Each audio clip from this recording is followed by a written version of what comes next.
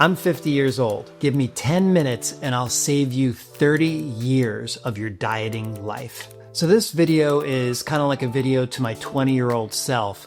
And if I could coach him from the future, these are the things I would tell him to do and not to do. And the first thing that I would do is I would say, never go on a diet. All of the standard diets that are out there and that have been out there, and I've been on them since the mid-90s, all these diets have you restrict yourself from one food group or one type of food. And it's this deprivation and restriction that makes people nuts, and it actually makes the diet 1,000 times harder. So the first bit of advice I would give to my 20-year-old self is I would say, never restrict yourself from your favorite foods. And this is why. This is the backbone of what Food Love is. And if you don't know what Food Love is, I'm the author of Food Love, and I have a Food Love online transformation program. And Food Love is all about non-restrictive dieting. It's one of the biggest movements in non-restrictive dieting because you can never give up your favorite foods. And this is why. Anytime that a human being gets restricted from something, whether it's a person or a food, or they're told they can't travel a certain place, they're going to crave that thing more than anything in the world. And that's natural human nature. It's called the forbidden fruit effect. Anytime that you're told you can't have something, naturally you desire that thing more than anything. And that happens with food.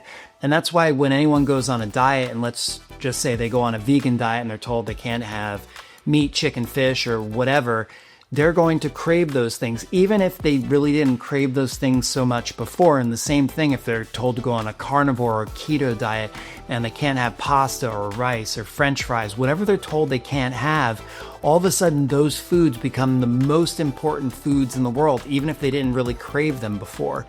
So when you don't restrict yourself from your favorite foods, and I know what you might be thinking, you're like, dude, I love Reese's peanut butter cup pie or something like that. How can I not end up the size of the house? And I'll explain that. If you pick up my book for like $10 on Amazon, it does a great job and you get the audiobook for free, but I'll explain it right now. Basically what happens is we need to use your favorite foods because everyone has different favorite foods. This is called food conditioning. The favorite foods that you had when you were growing up are different than mine. And my favorite foods are even different than my brother's favorite foods. And we grew up in the same state, in the same country, same family, and we have different favorite foods. My brothers are twins. They have different favorite foods from each other. And so we have to use your specific favorite foods as a gateway for long-term and even short-term weight loss success. Let me explain this real quick. So in the area of food, there are three main areas. We have the biochemical area, we have an emotional area, and we have the psychological area. Now, nobody talks about this, and that's what makes Food Love special, is that we focus so much on all three areas, but most importantly, the emotional and the psychological, because there are so many biochemical diets out there. I don't know a diet that doesn't work and that won't help you to take off weight. But the problem is that they don't think about the emotional and the psychological. They're just telling you, listen, if you eat a certain way or if you don't have certain foods anymore, then your body's going to be able to lose weight. And for the most part, that's true. The problem is that food for most people is a hugely emotional and psychological thing. And what happens is the emotional and the psychological are actually the most important because you can start any biochemical diet, pick them. Vegan, vegetarian, carnivore, keto, ice hack, anything that's out there, pick any of them, you're going to lose weight. But why 99% of people quit their diets in less than 6 months is emotionally and psychologically, they can't handle them. They can't handle being restricted from their favorite foods for so long. If you're tired of diets that restrict you from your favorite foods only to lose some weight and then put all that weight back on, then help has arrived. I invite you to try my completely free online program that will help you lose your first 10 to 15 pounds without giving up the food that you love. So head over to foodloveonline.com and get started with us today. No credit card is required. This isn't a free 2-week trial. This is a completely free online program. So what's the catch? There isn't one. You probably have no idea who I am, so it's my job to prove to you that I can actually help you. In 3 short videos, I will help you to lose your first 10 to 15 pounds and most importantly, happily keep it off forever. Even if you're incredibly busy or incredibly lazy and nothing else has worked for you in the past, this can work for you. You have nothing to lose except those first 10 to 15 pounds, so head on over to foodloveonline.com and I'll see you over there.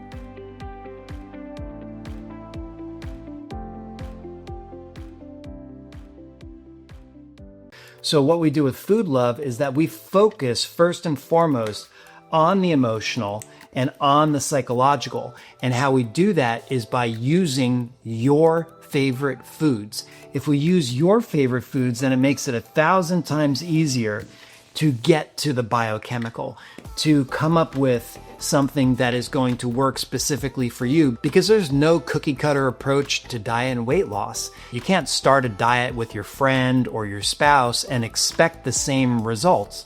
It's not going to happen because everybody has different favorite foods. And so why one diet might work for somebody is that it works to their favorite foods. Maybe a keto diet, someone that loves meat and doesn't really care so much about carbohydrates, pasta, bread, whatever, then a keto diet with a lot of meat, fish, chicken, and vegetables, that'll work for them. But if there's someone that really loves pasta and bread and rice and French fries, potatoes, whatever, a keto diet's not going to work emotionally and psychologically for them because they're going to have to give up so much of what they've had growing up and what really means a lot to them in the area of food. So the first thing that I would say is don't restrict. Do not restrict yourself from your favorite foods. We actually have to use them to craft the type of diet that's going to work for you. And the second thing that I would explain to my 20-year-old self is start to enjoy what I call this and that's. This and that's are just concentrates with a salad on top. And whether it's pasta or if it's meat, chicken, fish, anything like that on top of a salad, our body can process that really easily. And that's why a person can have proteins like fish, chicken, meat, or different plant-based proteins, and things like carbohydrates, pasta, rice, potatoes, legumes, anything like that. They can have those things in the same day.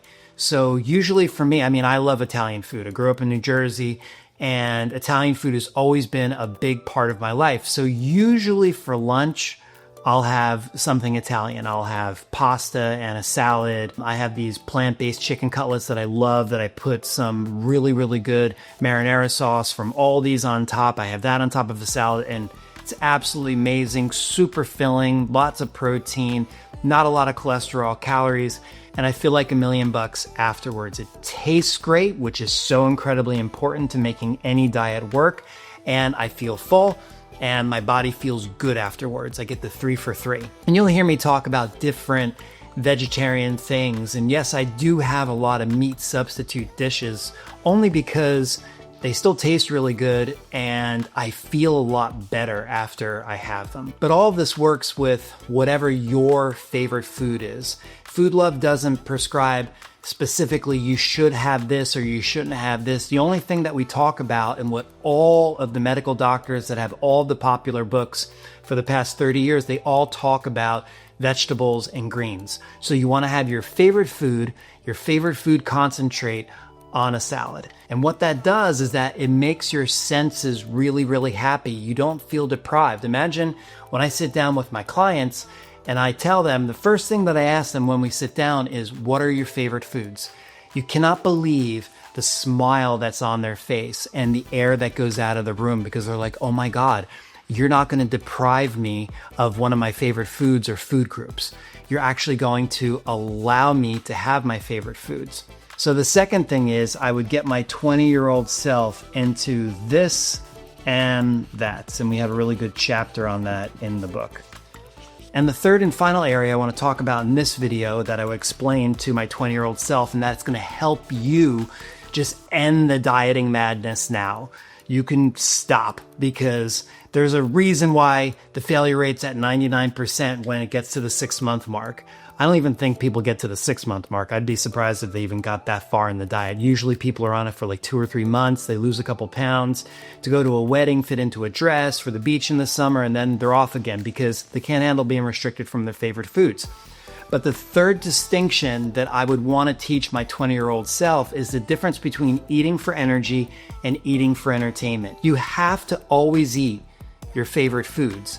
And you have to give yourself that license that if there's a Super Bowl party or if you get invited out for dinner, you can't always take your specific way that you're eating in a diet and translate that over to going out to Texas Roadhouse or to Olive Garden.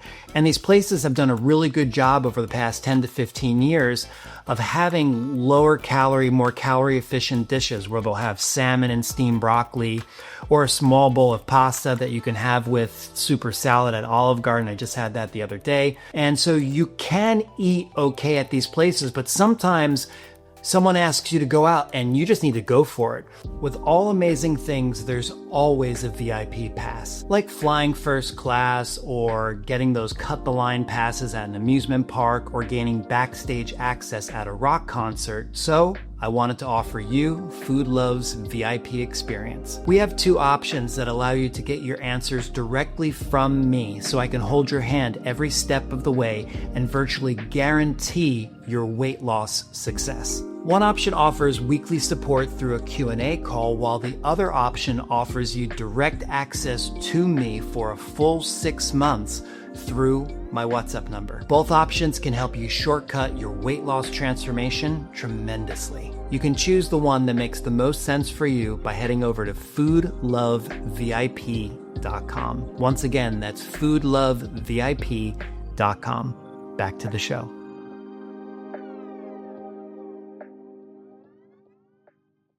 When I used to live in Mexico and then I would visit New York and New Jersey, man, when I came, pizza time. I want to have the best pizza from my hometown, from New York City. And I'm not going to try to have some sort of vegan pizza or diet pizza. It's like I'm having pizza. I'm having the food that I love.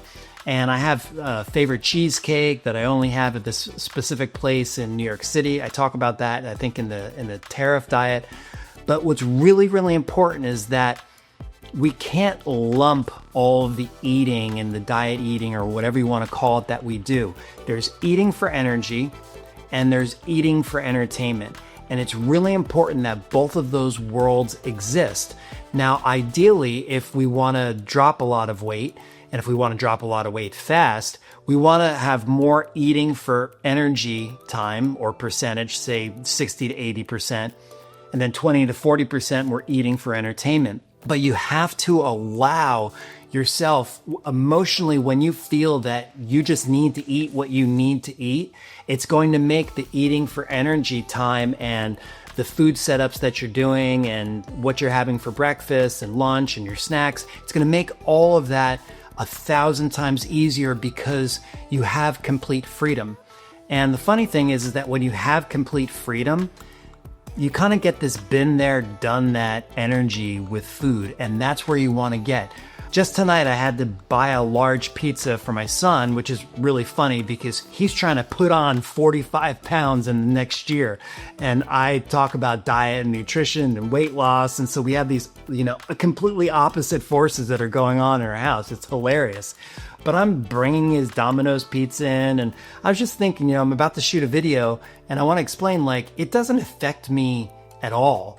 I mean, because I can have it. I can have it if I want it. And I'm like, oh my God, that's so huge to know I can have it. You know why? Because I just had that. I just had Domino's pizza not that long ago.